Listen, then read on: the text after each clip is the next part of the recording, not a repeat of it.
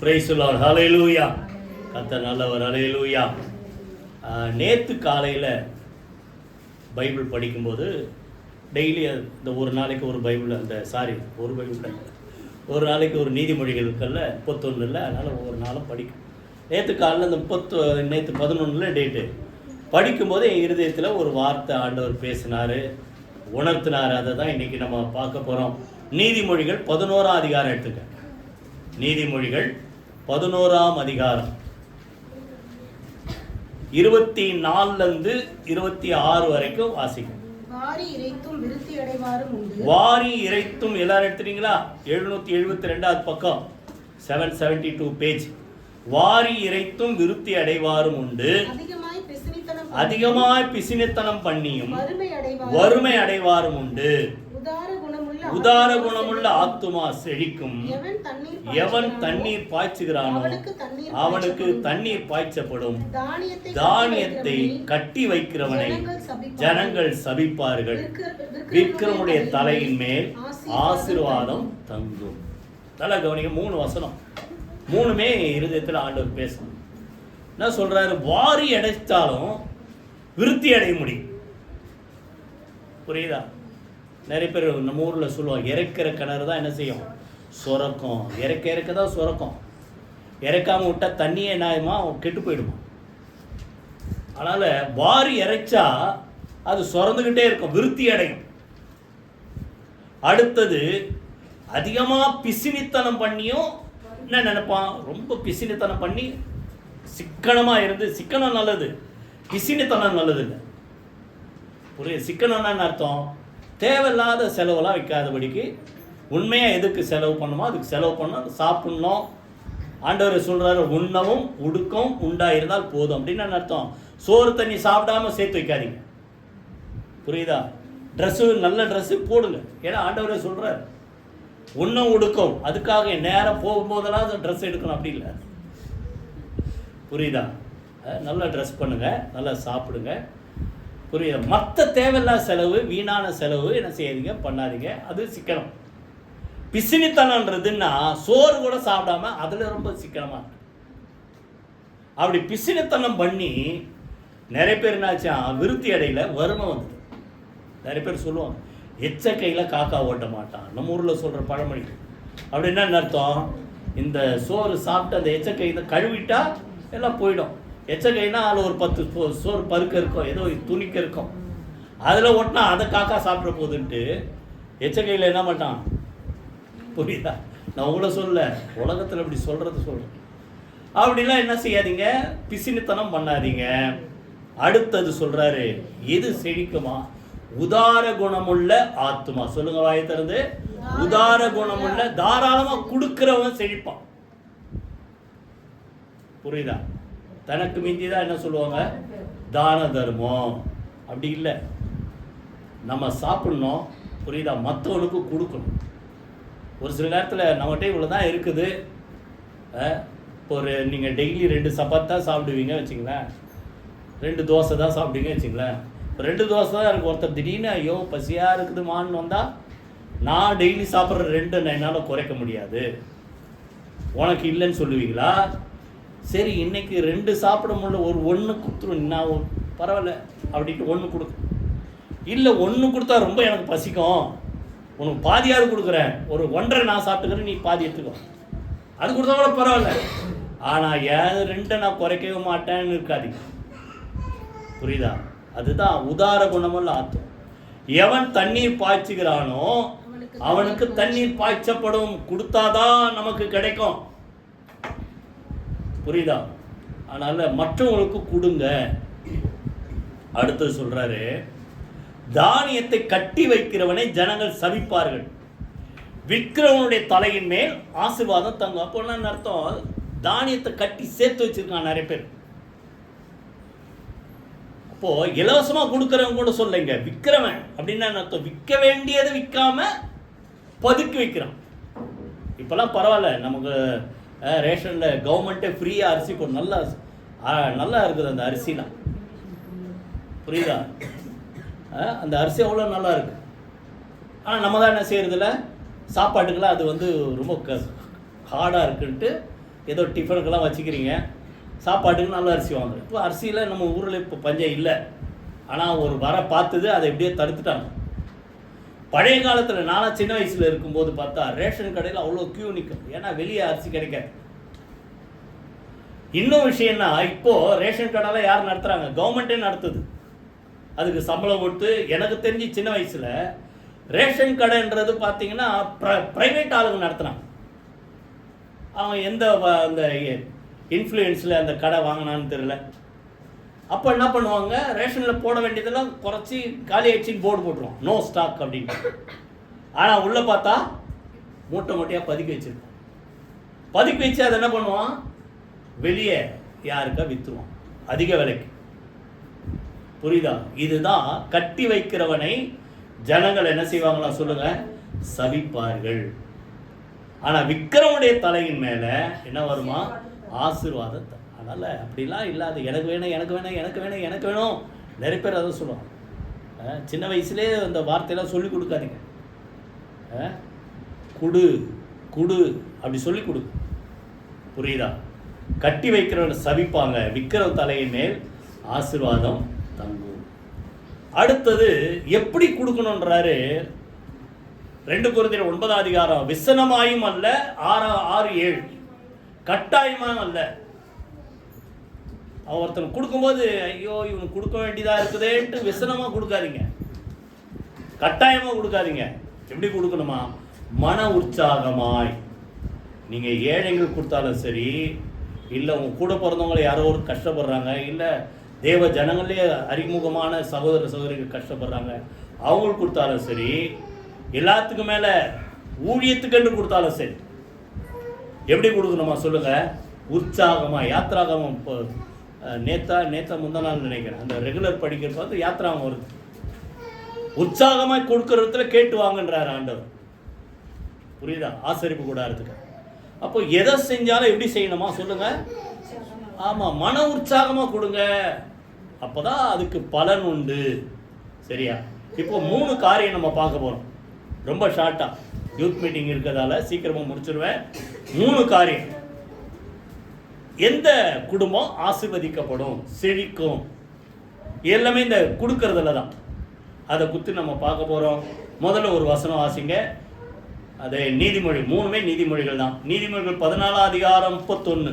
யார் ஒருத்தர் வாசிங்க, 14:31.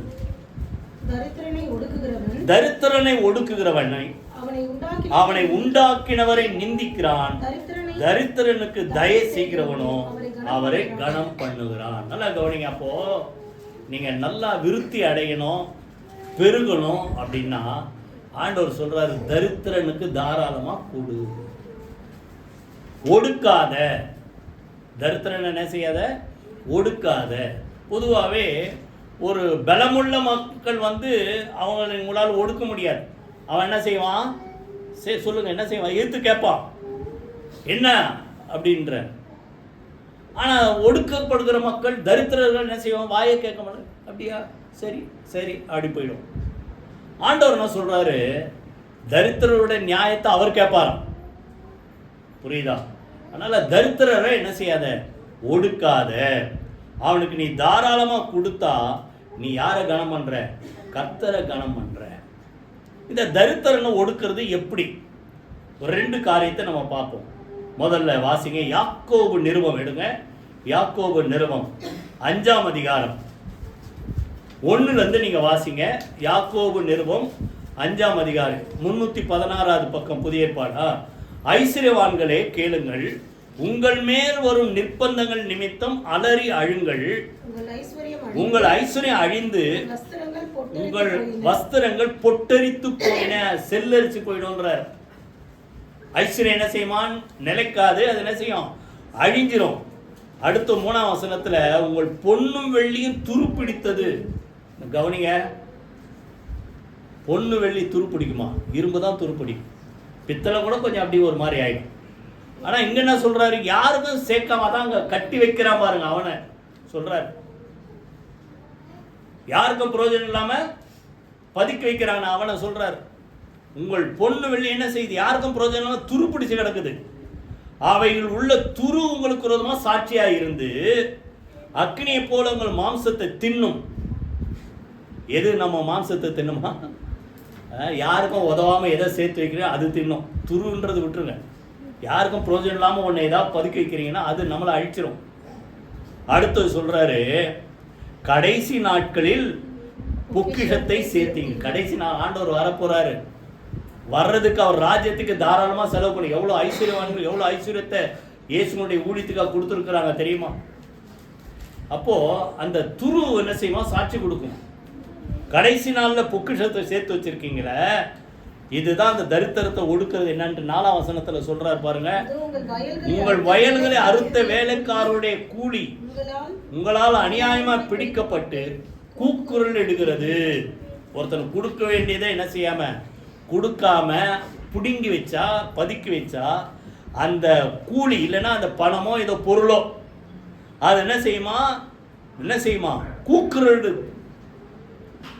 இது நான் அவனுக்கு கொடுக்க வேண்டியது நீ ஏன் எங்க வச்சிருக்க? அடுத்தது, அறுத்தவருடைய கூக்குரல் சேனையுடைய கர்த்தரின் செவிகளில் பட்டது. ஐயோ எனக்கு சேர வேண்டியது இவன் சேர்த்து வச்சிருக்கானே அப்படின்ட்டு யாராவது நம்மளை பார்த்து, நீங்கள் அப்படி இருக்க மாட்டீங்க. பெரும்பாலும் இங்கே நம்ம சர்ச்சில் இருக்கிறோம், ஓரளவுக்கு கஷ்டப்படுறவங்களா இருந்தாலும் கொடுக்குறவங்களா இருக்கு. அப்படி இருக்கக்கூடாது. எனக்கு சேர வேண்டிய நீ சேர்த்து வச்சிருக்கியேன்ட்டு யாராவது உங்களை பார்த்து கூப்பிட்டா அது என்ன செய்யுமா? சாட்சி கொடுக்கும். கர்த்தரை அந்த கூக்குரல் செவியில் கேட்கிறது. பூமியிலே நீங்கள் சம்பிரமமாய் வாழ்ந்தீர்கள், சுகபோகத்தில் உழன்றீர்கள். கொடுத்தவர்களை அடிக்கும் நாளில் நடக்கிறது போல உங்கள் இருதயங்களை போஷித்தீர்கள். புரியுதா? நான் சொல்றேன், முதல்ல திரும்பி சொல்றேன். பட்னி கிடக்கணும்னு ஆண்டவர் சொல்ல, புரியுதா? நல்லா ட்ரெஸ் பண்ணாமல் இருக்கணும்னு ஆண்டவர் சொல்ல. நல்லா ட்ரெஸ் பண்ணுங்க, நல்லா சாப்பிடுங்க. வாயை கட்டி வைத்த கட்டின்னு வாங்க பார்த்தீங்களா? அப்படிலாம் இருக்காது. நல்லா சாப்பிடுங்க. ஆனால் உங்கள் தேவைக்கு மிஞ்சி நீங்கள் என்ன செய்யாதீங்க? செல்ஃபிஷாக இருக்காதீங்க. மற்றவங்களுக்கும் கொஞ்சம் கொடுக்கலாமே, அந்த மைண்ட் எப்பவுமே இருக்கும். புரியுதா? உங்கள் எப்படி இருந்தீங்களா? சம்பிரமமாய் வாழ்ந்து. சம்பிரமமா என்ன அர்த்தம்? அந்த நமக்கு ஒரு லிமிட் தான், லிமிட்டுக்கு மேலே செலவு பண்ணுறது. யாரா சொல்லுங்க, இந்த வார்த்தை எங்கே இருக்குது? ஐஸ்வர்யவான் சம்பரமமாய் வாழ்ந்தான். எப்படி வாழ்ந்தான்? லூக்கா 16ஆம் அதிகாரத்தில் ஆண்டவர் சொல்றார், மனுஷருக்குள்ளே மேன்மையா எண்ணப்படுகிறது தேவனுடைய பார்வையில் எப்படி இருக்குதோ அற்பமா இருக்குது. ஏன்னா இன்னைக்கு உலகத்தில் எது மேன்மையா நினைக்கிறாங்க? பெரிய வீடு, பெரிய பங்களா, பெரிய காரு, நிறைய பணம், ஐஸ்வர்யம், இதுதான் மேன்மையா தெரியுது. புரியுதா? அவன் அப்படி மேன்மையா வாழ்ந்த ஒரு மனுஷன் அவன் எப்படி வாழ்ந்தானா? சம்பரமமா வாழ்ந்தான். எதை உடுத்தினானா? ரத்தாம்பரம். ஆனா அதே நேரத்தில் நல்லா சாப்பிட்டான். அவன் வாசப்படியில், அவன் வீட்டு வாசப்படி கீழே ஒரு தரித்திரன் இருக்கான். அவன் பேர் என்ன சொல்றாரு? லாசரு. ஐஸ்வர்யான் பேரு அந்த 16ஆம் அதிகாரத்தில் பேரே இல்லை. புரியுதா? அப்பனா என்ன அர்த்தம்? அவன் பேரை சொல்ல கூட ஆண்டவர் விரும்பல. அப்படி வச்சுங்க. ஐஸ்வர்யான் பேரை சொல்றாரு, சாரி தரித்திரன் பேரை சொல்றாரு, லாசரு. கடைசியில் என்னாச்சு? இப்போ அவங்க எத்தனை வருஷம் வாழ்ந்தாங்க போடல பைபிளில். பொதுவாகவே நம்ம மனுஷனுடைய வாழ்க்கை 90ஆம் சங்கீதத்தில் 70 வருஷம், பலத்தின் மிகுதியால் 80 வருஷம், அதுக்கு மேலே 100 வயசுலாம் இருக்கிறவங்களாம் இருக்கிறாங்க. சரி, அதை விட்டுரு, 70 80 இது ஒரு சாம்பிள் லைஃப். அந்த 70 வருஷத்துக்கு அப்புறம் 80 வருஷத்துக்கு அப்புறம் நம்ம போய் சேரும் பாருங்க ஒரு இடம், அதான் டெஸ்டினேஷன், சேர வேண்டிய இடம். புரியுதா? இந்த ட்ரெயின்ல எல்லாம் போனீங்கன்னா நீங்கள் அடிக்கடி போறீங்க டெய்லி, டெஸ்டினேஷன் ஒன்று சொல்லும். டெஸ்டினேஷன் அது போய் கடைசியாக சேர வேண்டிய இடம் திருவள்ளூர் அப்படின்னு போட்டுக்கோங்க ட்ரெயினில். அதை போல் நமக்கு டெஸ்டினேஷன் போய் சேர வேண்டிய இடம் எது? பரலோக ராஜ்ய தேவன் இருக்கிற இடம். அப்போது கடைசியில் அவங்க வாழ்க்கை முடிந்தது. ஐஸ்வர்யமான மரித்தான், இந்த லாசரும் மரித்தான். ஐஸ்வர்யமான என்ன பண்ணாங்க? பெரிய சவ ஊர்வலெல்லாம் வச்சு நல்லா கிராண்டாக அடக்கம் பண்ணாங்க. லாசரு அடக்கம் பண்ண கூட ஆள் இல்லை, தேவதூதன் வந்து அடக்கம் பண்ணுறான். கொண்டு போய் எங்கே விடுறாங்களாம்? அடக்கம் பண்ணாங்கல்ல, கொண்டு போய் மடியில் போடுறான். ஆபிரகாமுடைய மடியில், இலைப்பாருகிற இடம் பரதீஸில் கொண்டு போய் சேர்க்குறாங்க. அங்கேருந்து அந்த ஐஸ்வர்யவான் கதறான். எங்கேருந்து? அக்னியில் நான் வேதனைப்படுறேன். இப்போ தண்ணி தாகத்தில் என் நாக்கு எரியுது. அந்த லாசரு நல்லா கம்ஃபர்டபுளான ஒரு இடத்துல இருக்கிறான், இளைப்பாறுகிற இடத்துல இருக்கிறான். அவன் விரல இந்த தண்ணியில் தொட்டு என் நாக்கில் ஒரு சொட்டு தண்ணி கொடுத்தா எனக்கு நல்லா. அப்போ எவ்வளோ வேதனைந்தா. அவன் ஒரு டம்ளர் தண்ணி கேட்கல. இங்கே கவனிங்க எல்லாரும், எவ்வளோ கேட்டான்னு சொல்லுங்க. தண்ணி எவ்வளோ கேட்டான்? ஒரு டம்ளர் தண்ணி கேட்கல, ஒரு சொட்டு தண்ணி. அப்போ எவ்வளோ வேதனை. அப்போ இவன் உலகத்தில் வாழும்போது ஆப்போசிட். நீ சம்பரமா வாழ்ந்த, அவன் கஷ்டப்பட்டான். இப்போ அவன் தேற்றப்படுகிறான், நீ வேதனைப்படுற. கரெக்டாக சொல்லிட்டார் ஆண்டவர். புரியுதா? அந்த லூக்கா 16 அப்புறம் நீங்கள் வீட்டில் போய் படிச்சு பாருங்க, புரியுதா? அவன் சம்பரமாக வாழ்ந்தவன் எங்கே போனான்? அதுக்காக ஐஸ்வர்யவான்லாம் நரகத்துக்கு போவான் அப்படி இல்லை, புரியுதா? தேவனுக்கு பிரியமான ஐஸ்வர்யம். ஆபிரகாமே ஐஸ்வர்யவானா வாழ்ந்தவன். ஈசாக்கு பெரிய ஒரு ராஜாவுக்கு மேலே ஒரு ஆளாக இருக்கிறான். ராஜாவை இவங்கிட்ட தேடி வரான் அக்ரிமெண்ட்டுக்கு. அப்படி வாழ்ந்தவர்கள். ஆனால் அவங்களாம் நல்லவங்களா வாழ்ந்தாங்க, எல்லாருக்கும் உதவி செஞ்சாங்க. அதை தான் சொல்கிறார் ஆண்டவர். ஐஸ்வர்யவானா வாழ்றது தப்பு இல்லை. உங்கள் ஐஸ்வர்யம் எதுக்கு உதவுது? உங்களுக்கே உதவுதா, மற்றவங்களுக்கும் உதவுதா? புரியுதா? அதனால் உங்களுக்கு எதை கொடுத்தாலும் உங்கள் பங்கு நீங்கள் நல்லா அனுபவிங்க. மீதி கொஞ்சமாவது என்ன செய்யுங்க, மற்றவங்களை தரித்திரரை நினைத்து கொள்ளுங்கள்ன்றார் ஆண்டவர். புரியுதா? அப்போ அவங்களாம் கொடுக்காதபடி அவனை ஒடுக்கி நம்மளே சாப்பிட்டா, புரியுதா, நம்ம என்ன செய்ய முடியாது சொல்லுங்க? மேன்மை அடைய முடியாது. எல்லா தரித்திரனுக்கு இறங்குகிறவன் சொல்லுங்க, தரித்திரனுக்கு இறங்குகிறவன் அவனை உண்டாக்கினவரை கனம் பண்ணுகிறான். இன்னொரு வசனம் வாசித்து அடுத்தது போயிடுவோம். நீதிமொழிகள் 21:13 21:13 வாசிங்க. ஏழையின் கூக்குரலுக்கு தன் செவியை அடைத்துக் கொள்ளுகிறவன் தானும் சத்தமிட்டு கூப்பிடும் போது 21:13 நீதிமொழிகள் கேட்கப்பட மாட்டான். இன்னைக்கு எல்லாருக்கும் என்ன ஆசை? நம்ம ஆண்டவர் பேர் என்ன சொல்லுங்க? ஜபத்தை கேட்கிறவர். நமக்கு எல்லாருக்கும் ஆசை என்ன? இங்கே எதுக்கு வரோம்? வந்து ஜெபம் பண்ணுறோம், விண்ணப்பம் பண்ணுறோம், ஆண்டவர் சமூகத்தில் இருதயத்தை ஊற்றுறோம். அண்ணால் மாதிரி என்ன நம்பிக்கை? நான் ஊற்றுற அந்த ஜபத்தை, என்னுடைய வேண்டுதலை, கண்ணீருக்கு, என் விண்ணப்பத்துக்கு ஆண்டவர் என்ன செய்வார்? பதில் கொடுப்பார். எப்போ கொடுப்பாரு? நீங்கள் ஒரு நல்லவங்களா அந்த 25 அதிகாரம் திருப்பி மைண்டில் வச்சுங்க. மத்தேயு நீதிமான்கள் மற்றவர்கள் பிரிச்சுட்டார், புரியுதா? அதனால் அப்படி இருந்தால் அவங்க ஜபத்துக்கு பதில் கிடைக்கும். அப்படி இல்லை, ஒரு ஏழை உங்களை நோக்கி கூப்பிட்றான்னா செவி கொடுக்காதபடி கண்டு காணாத மாதிரி அப்படி முகத்தை திருப்பிக்கிட்டா, நீங்கள் சத்தமிட்டு கூப்பிட்டாலும் உங்கள் ஜபத்துக்கு என்ன வராதா? சொல்ல மாட்டீங்களா? என்ன வராது? பதில் கிடைக்காது. அப்போது மற்றவன் கூப்பிடுதலுக்கு நீ செவி கொடுத்தா சொல்லுங்க, உங்கள் கூப்பிடுதலுக்கு சொல்லுங்க, ஆண்டவர் நிச்சயமான செய்வார், செவி கொடுப்பார். புரிஞ்சிச்சா? தரித்திரருக்கு என்ன செய்யுங்க? இறங்குங்க. கர்த்தரை நம்ம கனம் பண்ணும். ரெண்டாவது இன்னொரு விஷயம், அதே நீதிமொழிகள் 2 22 அதிகாரம் 9ஆம் வசனம் வாசிங்க. 22:9 கருணை கண்ணன் ஆசீர்வதிக்கப்படுவான், அவன் தன் ஆகாரத்தில் தரித்திரனுக்கு கொடுக்குறான். அப்படின்னு அர்த்தம். அதை நான் மொழி சொல்லிட்டேன். தன் ஆகாரம், எனக்கு இவ்வளவுதான் நான் சாப்பிடுவேன், இதாவது இருக்குது. ஆனால் அதுலேயும் அவன் என்ன செய்கிறான்? ஷேர் பண்ணுறான். அவன் யாரு சொல்லுங்க? கருணை கண்ணன். இப்போ உங்களை பார்த்து கேட்குறேன், நீங்கள் கருணை கண்ணனா இருக்கிறீங்களா? இன்னொரு கண் இருக்குது, அதை அப்படியே வச்சுக்கிட்டு 28:22 வாசிங்க. நீதிமொழிகள் 28:22 28:22 எடுத்துட்டீங்களா? 28:22 வன்கண்ணன் செல்வனாகிறதற்கு பதறுகிறான், வறுமை தனக்கு வரும் என்று அறியாது இருக்கிறான். அப்போ வன்கண்ணனுக்கு வறுமை வருது, கருணை கண்ணன் ஆசீர்வதிக்கப்படும். என்னால் புரிஞ்சுங்க. நம்ம கண்ணு வன்கண்ணா இருக்குதா? உங்களை தான் பார்த்து கேட்குறேன். கருணை கண்ணார், கருணை கண்ணான் அர்த்தம் அடுத்தவரை பார்த்தா ஒரு இறக்கம். வன்கண்ணன் அது பொறாமை. இன்னைக்கு நிறைய பேர் பெரிய பிரச்சனை என்ன தெரியுமா? நல்லா கவனிங்க. பெரிய பெரிய பணக்காரங்களா பார்த்தா நிறைய பேர் பொறாமை வரும். ஏன்னா அந்த இதில் 73ஆம் சங்கீதத்திலே சொல்கிறார், பொல்லாதவர்களை குறித்து பொறாமை கொள்ளாதன்னு தான் போட்டுக்குது. ஆனால் அவங்கள பார்த்து நான் என்ன செய்தேன்? பொறாமை கொண்டேன்.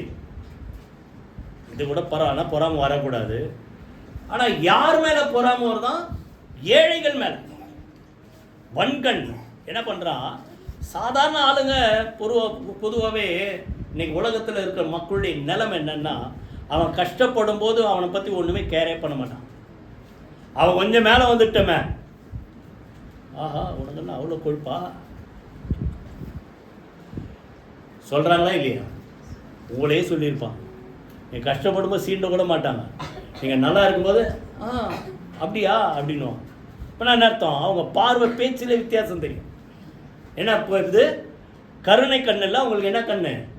வன்கண். நமக்கு வரக்கூடாது. புரியுதா? எப்போவுமே நல்லா கவனிங்க. அடுத்தவங்க வாழ்கிறத பார்த்து நீங்கள் சந்தோஷப்பட்டால் நீங்கள் இன்னும் வாழ்ந்துக்கிட்டே இருப்பீங்க. ஆனால் அடுத்தவங்க வாழ்கிறத பார்த்து நீங்கள் பொறாமப்பட்டால் உங்கள் லெவல் இருக்க இறங்கிடும். புரியுதா? அங்கே பார்த்தீங்கன்னா மத்திய 20 அதிகாரம் நீங்கள் ஒரு சம்பவம் இருக்குது, நான் சுருக்கமாக சொல்லிடுறேன். ஒரு எஜமான் என்ன பண்ணுறாரு, வேலைக்கு ஆளை கூப்பிட்றதுக்கு என்ன செய்கிறார், காலையில் கிளம்புறார். 6 மணிக்கு, முதலாம் மணி நேரம்னா காலைல 6 மணிக்கு போய் வேலைக்கு கூப்பிட்றாரு. என்ன கூலி பேசுகிறாரு? ஒரு நாளைக்கு 1 பணம். புரியுதா? அதுக்கப்புறம் பார்த்தீங்கன்னா மத்தியான வேலையில் போய் கூப்பிட்றாரு. அவங்களுக்கு என்ன கூலி? அரை இல்லை, அவங்களுக்கும் பரவாயில்ல, நான் 1 பணம் கொடுக்குறேன். கடைசியில் சாயந்தரம் 5 மணி, அதான் 11ஆம் மணி வேலை, 1 மணி நேரத்தில் முடிய போகுது வேலை. அவனை பார்த்து கூப்பிட்றாரு, ஏன்பா நீங்கள் சும்மா இருக்கிறீங்கன்னா? எனக்கு யாரும் வேலை விடல. சரி நீ வா வேலைக்கு.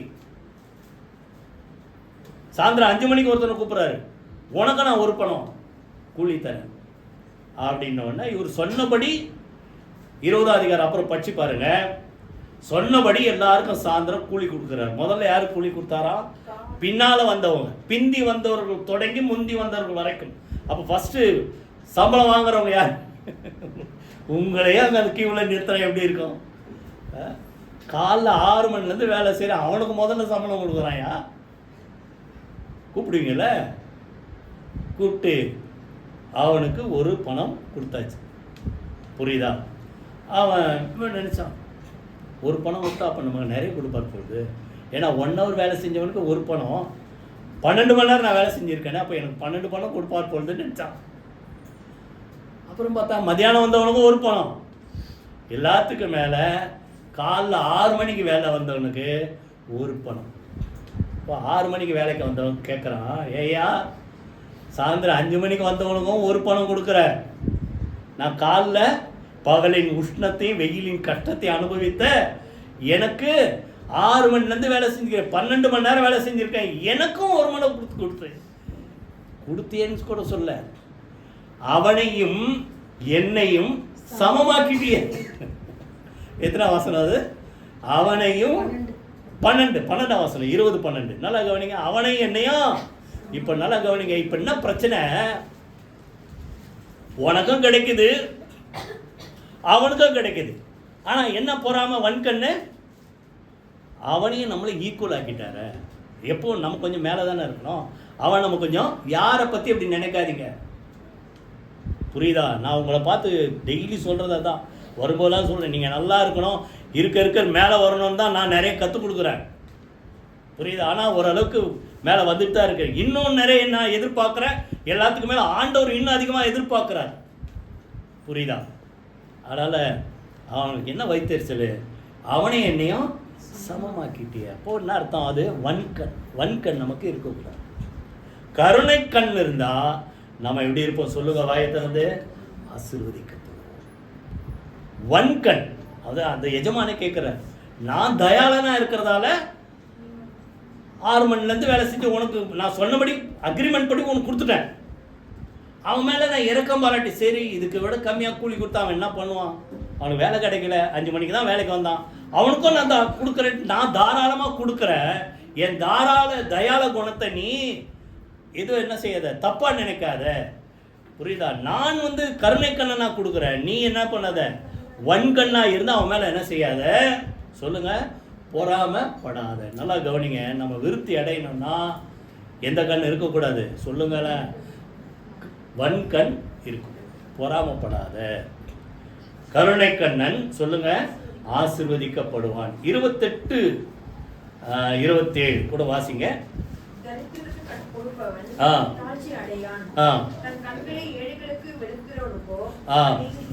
தரித்திரனுக்கு கொடுக்கிறவன் தாழ்ச்சி அடைய மாட்டான், ஆனா அவனுக்கு கண்ணை விளக்குறவன், புரியுதா?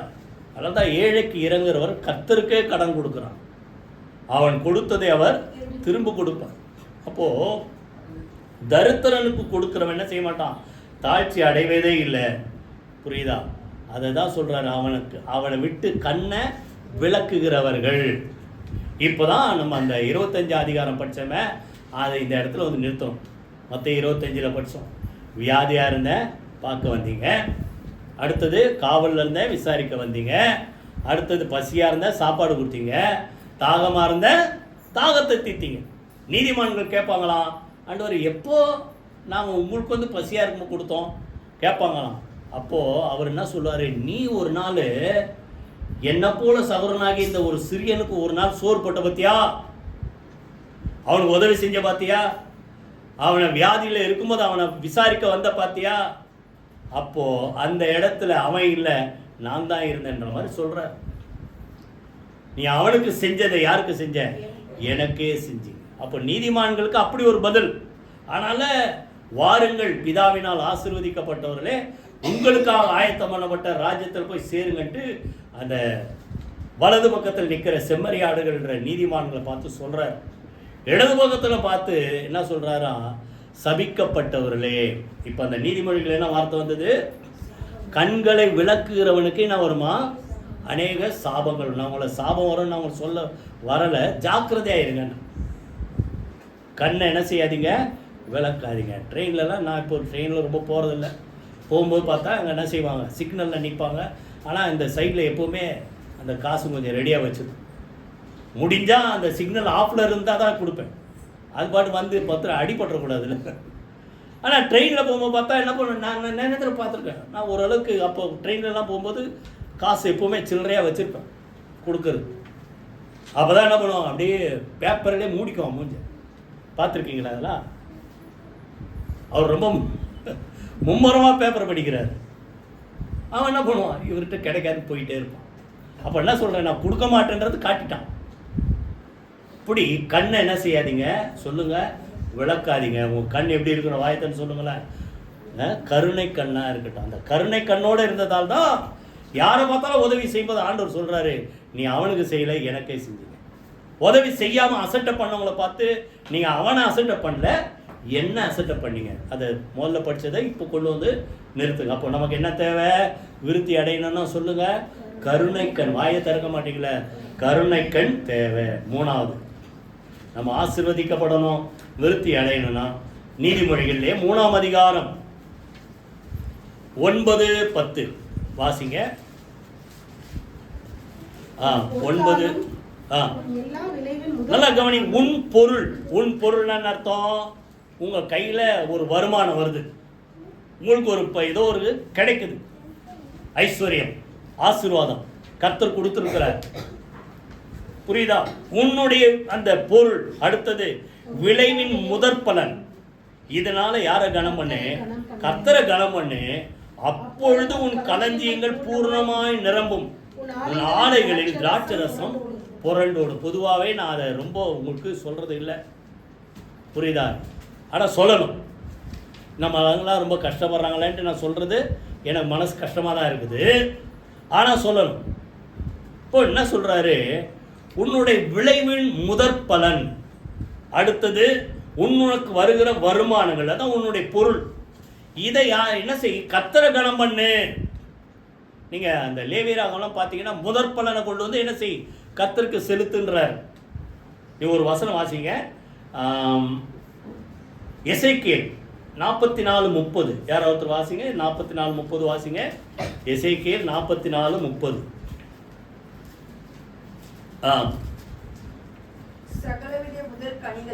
முதற்கனிகள். அடுத்தது முந்தின பலன், அதான் முதற் பலன். நீங்கள் காணிக்கையை செலுத்தி எவ்விதமான பொருள்களும் யாருடையது, ஆசாரியர்களுடையதா இருப்பதாக. நீங்க போய் என்ன பண்ண முடியும், கர்த்தருக்கு கொடுனா எங்க ஆண்டவர் வராரு, தூக்கியா போட முடியும், ஒன்றும் போட முடியாது. நீங்க என்ன செய்யுங்க, ஒரு ஊழியம் செய்யறாங்க, அவங்க கொடுங்க, புரியுதா? ஆசீர்வாதம் இருப்பதாக உங்கள் வீட்டில் ஆசீர்வாதம் தங்கும்படி பிசைந்த மாவில் முதற் பாகத்தை ஆசாரியனுக்கு கொடுக்க கடவீர்கள். அப்போ முதற் பலன் உன் கையில் இருக்கிறத முதல் யாருக்கு கொடுக்கணுமா சொல்லுங்க? யாருக்கு? உங்களுக்கு என்று ஊழியம் செய்கிற மக்களுக்கு. அந்த அம்மா யாரு? சாரிபாத்தூர் விதவை, எல்லாருக்கும் தெரியும், அடிக்கடி சொல்லியிருக்கு. பஞ்சம் தேசத்துல கடைசியா சாப்பிட்டு சாவறதுக்கு கொஞ்சமாவு கொஞ்சம் எண்ணெய் இருக்குது. விறகு பொறுக்க வராங்க. எலியா கூப்பிட்றா இருக்கும், தண்ணி எடுத்துடுவா. தண்ணி என்ன தரேன் அப்படின்னு தம்மா போகும்போது கூப்பிட்டு வரும்போது கொஞ்சம் அப்பமா எடுத்துட்டு வா. இந்தம்மா சொல்லுது, அப்பமா? அது இல்லைன்னு தான் கடைசி ஆசையை நிறைவேற்றிட்டு சாவலாம், சாப்பிட்டு சாவலான்னு கொஞ்சமாவு கொஞ்சம் எண்ணெய் இருக்குது. அப்போது அவர் என்ன சொல்கிறாரு, அதில் முதற் பலன் கொஞ்சம் ஃபஸ்ட் பங்கை எடுத்து ஒரு சின்னதாக செஞ்சு எனக்கு கொடுத்துரு. உங்களுக்கு எப்படி இருக்கும்? இவெல்லாம் ஒரு ஊழியக்காரனா? அவனே சாப்பிட்டு சாவறதுக்கு கடைசி பங்கு வச்சுருக்கான். அதில் முதல் பங்கு நீ கேட்குறிய? கொஞ்சம் கூட உனக்கு இறக்கமே கிடையாதா? ஆனால் அது உண்மை என்ன? அதே போல் அந்த அம்மா செஞ்சுது. அந்த பஞ்சம் தீருகிற வரைக்கும் பானையில், எல்லாருக்கும் தெரியல, பானையில் மாவு குறையில, கலசத்தில் எண்ணெய் குறையவில்லை. புரியுதா? அப்போது கர்த்தரை என்ன செய்யுங்க, கனம் பண்ணுங்க. மல்கியால் அடிக்கடி நம்ம வாசிப்போம், ஆனால் நான் பெரும்பாலும் இதை சர்ச்சில் சொல்கிறதில்ல. என்ன சொல்கிறோம்? தசமபாகங்களை என்ன செய்யுங்க, கர்த்தருடைய பண்டக சாலைக்கு என்ன செய்யுங்க, கொண்டு வாங்க. அப்போ வானத்தின் பலகணிகளை திறந்து இடம் கொள்ளாமல் போக மட்டும் நான் உங்களை ஆசீர்வதிக்க மாட்டேனோ என்று சோதித்து பாருங்கள். அது 10ஆம் வசனம். 8ஆம் வசனம் இன்னும் ஒரு கடுமையான ஒரு வார்த்தை. நீங்க தேவனை வஞ்சிக்கிறீங்க. எதனால?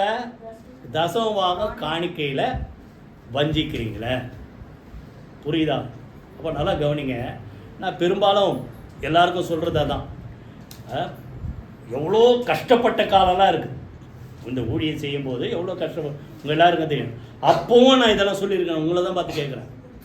சொல்லுங்கள், அப்போ சொல்லியிருக்கேனா? நீங்கள் தசமபாகம் கொடுக்க மாட்டீங்க, இதை பண்ண மாட்டீங்க. அப்பவும் சொல்ல, இப்போவும் சொல்ல. ஆனால் இது செஞ்சாதான் உங்களுக்கு ஆசீர்வாதம்னு ஆண்டவர் உணர்த்திருந்தாலே இப்போ சொல்கிறேன். புரியுதா? ஏன்னா எனக்கு ஒரு கஷ்டப்பட்ட காலத்தில் ரொம்ப இதில் தான் இருந்து ஆண்டவர் தாண்டி வர வச்சார். எல்லாத்துக்கும் ஆண்டவர் தான் உதவி செஞ்சார். அதுக்கப்புறம் அந்த கஷ்டத்தோடு கூட சேர்ந்து எப்படியோ பிள்ளைங்களை படிக்க வச்சு இப்போ 2 பிள்ளைங்களும் நல்ல ஒரு லெவலில் இருக்கிறாங்க. அவங்க தாராளமாக எங்களுக்கு கொடுக்குறாங்க. எங்கள் தேவைக்கு மேலே மற்றவங்களுக்கு நாங்கள் எவ்வளோ பேருக்கு கொடுக்குறோம். ஆனாலும் நீங்கள் இந்த சபைக்கென்று நீங்கள் கொடுத்தா அது மூலமாக நீங்களும் ஆசீர்வதிக்கப்படுவீங்க. சபையின் மூலமாக இன்னும் மற்ற அநேக காரியங்கள் செய்ய முடியும். அதனால் சொல்கிறேன், நல்லா கவனிங்க. உங்கள் பலனில் முதற் பலன் இல்லைன்னா விளைவின் அந்த கையில் சம்பாத்தியத்தில் தசமபாகங்களை என்ன செய்யுங்க, தேவனுக்கு என்ன செய்யுங்க, கொடுங்க. கர்த்தர் அப்பொழுது உங்களை என்ன செய்வார், ஆசீர்வதிப்பார். ஒரு சபையை குறித்து சொல்கிறாரு, மக்கதனியா சபை, 2 கொரிந்தியர் 8ஆம் அதிகாரம். அங்கே பார்த்தீங்கன்னா அவங்களுக்கு கொடிய தரித்திரமா. நான் நினைக்கிற மாதிரி ஐயோ நம்ம ஜனங்களே கஷ்டப்படுறாங்களா, அவங்கள்ட்ட போய் சொல்லாமா அப்படின்ற மாதிரியை விட மோசமான தரித்திரம், கொடிய தரித்திரம் உடையவர்களாக இருக்கும்போது அந்த ஒரு வார்த்தை மாத்திரம் நல்லா கவனிங்க. எப்படி கொடுத்தாங்கன்னா மிகுந்த சந்தோஷத்தினாலே எப்படி கொடுத்தாங்களா, உதாரத்துவம் தாராளமா கொடுத்தாங்க. புரியுதா? இப்ப நல்லா கவனிங்க. நீங்க நினைக்கலாம் எனக்கு ஒரு 1000 ரூபா தான் சம்பளம், 1000 ரூபா நிச்சயமா பத்தாது, எனக்கே தெரியும். புரியுதா? அப்போ அதுல 100 ரூபா கொடுத்தா 900 ரூபா, 1000 ரூபா வச்சே வாழ முடியாது. 900 ரூபா வச்சு எப்படி வாழலாம்? நான் சொல்றேன் கவனிங்க. ஆண்டவர் சொல்ல வேண்டிய காரியத்தை நீங்க செய்யுங்க. அந்த 1000-ஐ 10,000 மாற்ற யாரால முடியும்? ஆண்டவரால். அவர்கள் கொடிய தரித்திரத்தில் எப்படி கொடுத்தாங்களா, தாராளமா மன உற்சாகத்தோடு என்ன செய்யணும், மிகுந்த உதாரத்துவமாய் கொடுத்தார்கள். அதுக்கு மேல 3ல் சொல்றாரு, திராணிக்கு தக்கதாக கொடுத்தாங்களாம், திராணிக்கு மேல கொடுத்தாங்க.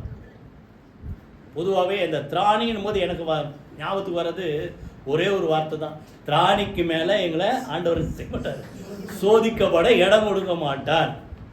அப்போ என் சக்திக்கு மீறின ஆண்டவருடைய ஊழியத்தை தாங்க நீங்கள் நின்று பாருங்க.